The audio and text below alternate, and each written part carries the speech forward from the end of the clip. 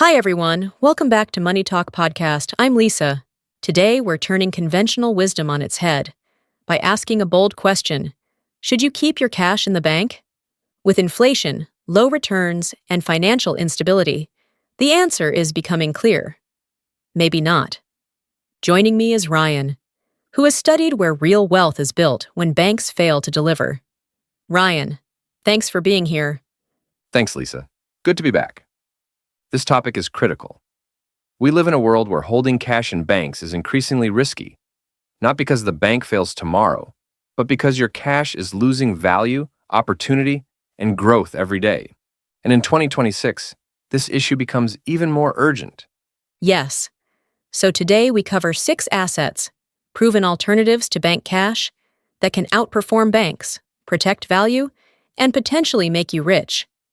Let's dive.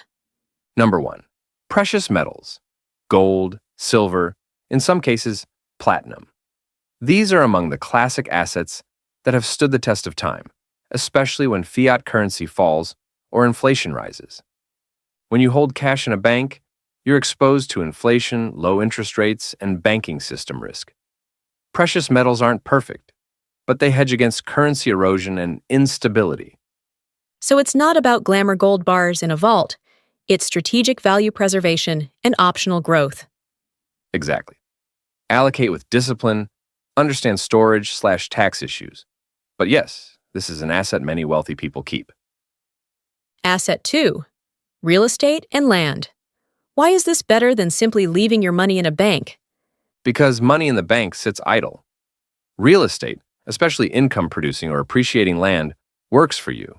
It's a tangible asset with potential inflation protection, leverage, and scarcity value. During 2026, when cash yields zero and inflation bites, owning land or rental property could outperform. And even for smaller investors, there are REITs,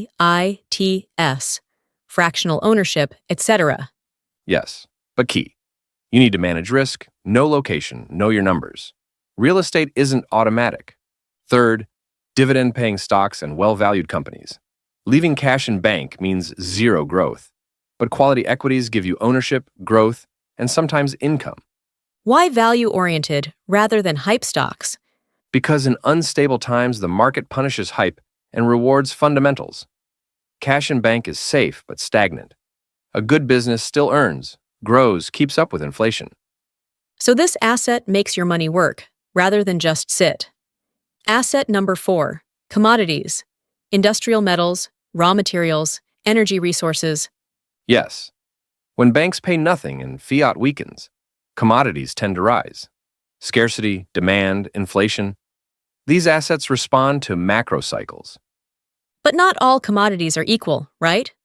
Correct. You want exposure via ETFs or funds unless you're specialized. Risk is higher, but so can be growth. Fifth, alternative assets, investments that sit outside the banks, stocks, or typical cash accounts.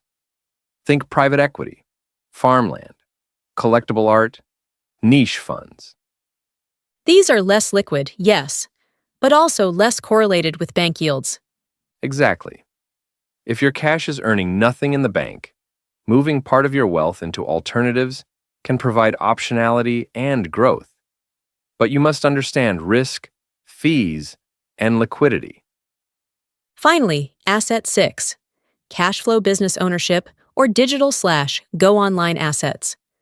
When your money in the bank is earning 0 to 2%, while inflation is higher, you're losing. A business, digital platform, or asset-backed stream can generate income, appreciation, and be controlled by you. So instead of being a passive depositor in the bank, you become an active owner of income machines. Right? And in 2026, when banks buckle, interest rates fluctuate, and many are forced to pull back, owners of cash flow machines will be positioned to thrive. Let's talk about the risks of holding large sums of cash in banks right now. Low yields, inflation, banking system risk, regulation changes. All these mean that cash in bank may lose value rather than preserve. So we're not just talking about earning less, we're talking about losing real purchasing power. Yes, and when you combine that with certain macro signs heading into 2026, parking large cash balances without strategy becomes a mistake. If someone listens and thinks, great, I want to move some of my cash into assets, what's their first step? Step 1. Evaluate how much cash you hold and why. Step 2. Decide risk appetite and time horizon. Step 3. Pick 1 to 2 of these assets and start small. Diversify. Step 4. Make sure you understand your ownership/structure, fees, liquidity. Step 5. Review regularly. Transferring cash out of banks into assets isn't a one-time act. It's a process. So wrap this up, Ryan. What do you want our listeners to remember about cash in banks versus assets? Remember, cash in banks feels safe, but often acts like a liability in the long run. Assets work for you. Choose wisely. Thanks again, Ryan. Great insights. To our listeners, if you're keeping your money in the bank because it feels safe, ask if it's actually working for you. Subscribe, join us weekly, and start moving your money from inactivity into growth.